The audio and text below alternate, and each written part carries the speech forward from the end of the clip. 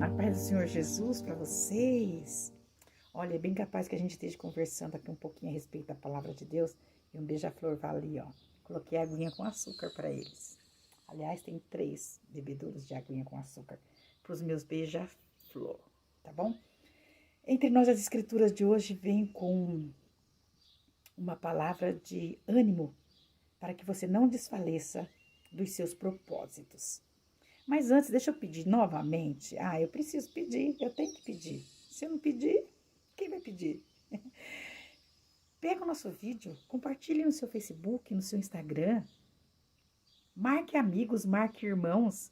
Vamos compartilhar essa palavra de fé, tá bom? Nos comentários, você pode deixar um testemunho. Coloca lá algo que você insistiu, perseverou e Deus te respondeu. Tem pessoas vivendo momentos difíceis e muitas vezes a nossa experiência serve de acréscimo de fé na vida dessa pessoa, entendeu? Porque o mesmo Deus que me ama, ama também o nosso irmão. Aliás, ama todos.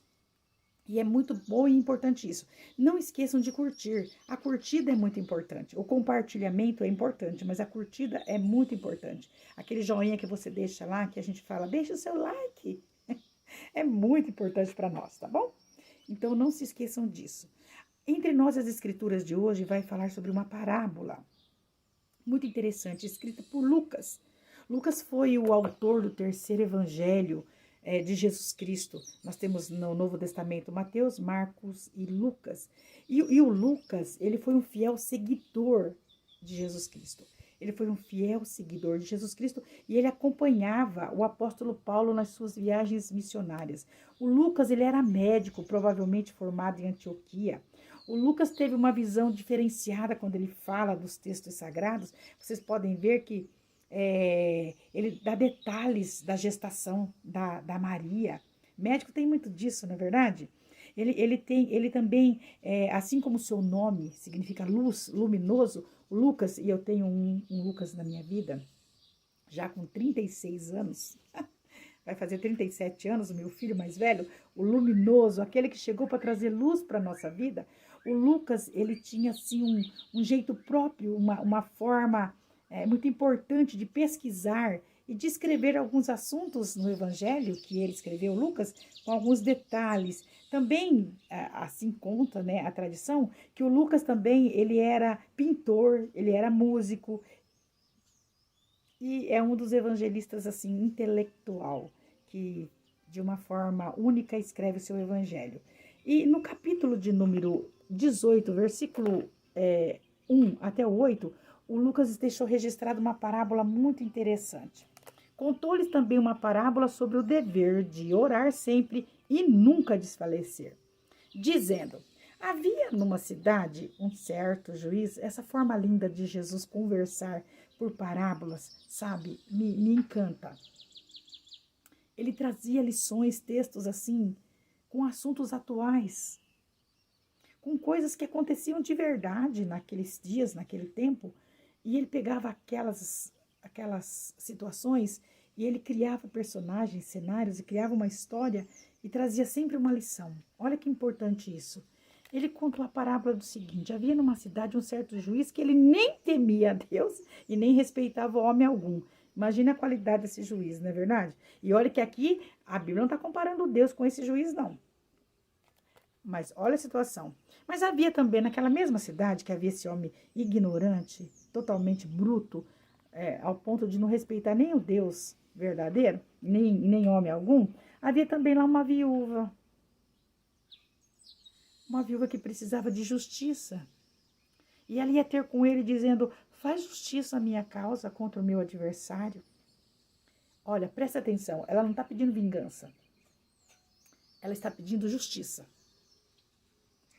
Não peça vingança quando algo te acontecer, quando você precisar de que algo seja feito em justiça e não acontece, sabe? Deus não nos chamou para ser vingativos. A vingança pertence a Deus, mas a justiça, por menor que seja a injustiça que você sofra, Deus vem trazer a justiça sobre isso. Não tem como. É algo que está na essência, no caráter de Deus. Deus é justo na sua natureza. Então não se preocupe como, quando, por que caminho vai chegar a sua justiça. Não tenha isso na mente. Só tenha na mente o seguinte: Deus é justo e fará justiça ao injustiçado. Isso é fato. Quando eu entendo isso, eu descanso. Porque se Deus é justo e vai fazer justiça ao injustiçado, aí é com ele. Então, essa manhã, entre nós e as Escrituras, já vai recebendo aí de Deus essa palavra? Deixa na mão de Deus. Deus sabe trabalhar. Deus sabe o que faz. A vingança não pertence a nós, mas a justiça você pode pedir. Peça ao Senhor. Deus é poderoso para te responder, tá bom? Ela pediu, faz justiça. Imagina que o juiz iníquo nem quis ouvir, nem dava atenção para a viúva penitente, que pedia. Não, ele não deu atenção. Mas aí o que aconteceu? Por um tempo ele não quis fazer, mas depois ele disse consigo mesmo: como essa viúva me molesta, como ela me importuna, como ela insiste na mesma coisa, eu vou fazer justiça para que ela pare de me perturbar, para que ela deixe de me procurar. E aí o Senhor traz uma resposta. E Deus? Se o injusto juiz fez justiça, e Deus, que é justo, não vai fazer justiça aos seus escolhidos que clamam de dia e de noite, ainda que tardio aparentemente para com eles? Porque Deus nem atrasa e nem adianta. Ele vem na hora certa. E o Senhor está vindo em nosso favor. Ele já está agindo em nosso favor. Eu falei outro dia sobre a parábola do sal, que o sal trabalha discretamente. Há momentos que Deus trabalha na nossa vida discretamente. Você olha assim, parece que não está acontecendo nada. Engano. O nosso Deus é fiel. O seu Deus é fiel. O meu Deus é fiel. E mesmo que aparentemente nada pareça estar acontecendo, ou mesmo que pareça que está piorando a situação, descansa. Seu Deus é justo, ele é fiel. Ele está trabalhando por você, está trabalhando por mim. Bom, digo-vos, olha o Senhor dizendo, se o injusto juiz fez justiça, será que eu não vou fazer justiça àqueles que clamam a mim? Digo-vos que depressa lhes fará justiça. Quando vier o Filho do Homem, porém, ele vai achar fé na terra? O que isso quer dizer? Será possível que esse momento, essa situação, é capaz de tirar do seu coração a vontade, o desejo, o propósito de insistir, de persistir? Essa parábola do juiz iníquo e da viúva penitente, ela é praticamente uma parábola que a gente chama de parábola, conhecida como parábola gêmea do amigo importuno. Lembra? A parábola do amigo importuno que está no livro também do Lucas, capítulo 11, versículos 5 a 8. Porque ambas falam do poder, da importância, da persistência. A importância da persistência, de você não desistir, de você não abrir mão daquilo que você sabe que é justo que você está pedindo. Olha só, não se sabe se essa viúva possuía filhos ou não, não se sabe. O cenário que Jesus apresenta nessa parábola é de um terrível juiz que não temia a Deus, nem a opinião dos homens. Então, esse mesmo juiz que foi procurado por aquela desprotegida viúva, e olha que naqueles dias as viúvas, elas tinham a lei judaica, ela defendia, viu? Ela protegia, a lei judaica, ela defendia abertamente os órfãos e as viúvas.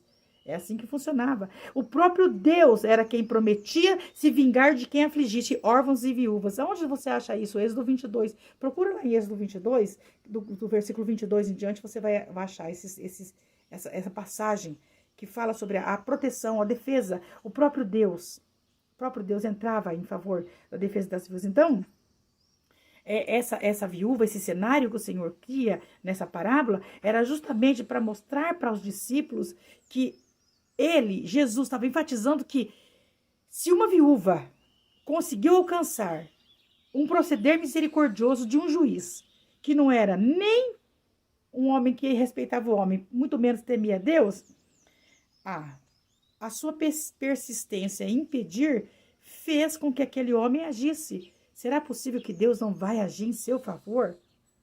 Olha, já se foram 10 minutos e essa parábola, ela traz uma lição tão linda para nós, gente, tão poderosa para nós, porque nós temos um Deus misericordioso e justo, que no tempo certo traz respostas, que no momento certo ele age, ele responde às suas súplicas, ele conhece o que fala no seu coração, o gemido da sua alma, ele sabe. Quando o Senhor está ensinando essa parábola, ele não está falando a respeito de que você deve começar a pedir alguma coisa e desistir no caminho. Não desista, não. Continue perseverando, continue insistindo. Mas não está errado o que aquela viúva fez, pedindo justiça? Não há nenhuma irregularidade na petição que a viúva fez, não. Aleluia. Aqui está falando de uma sentença, de um julgamento justo. Era justo, ela está falando, faz justiça contra o meu adversário. Isso significa fazer um julgamento diante de uma sentença que era justa.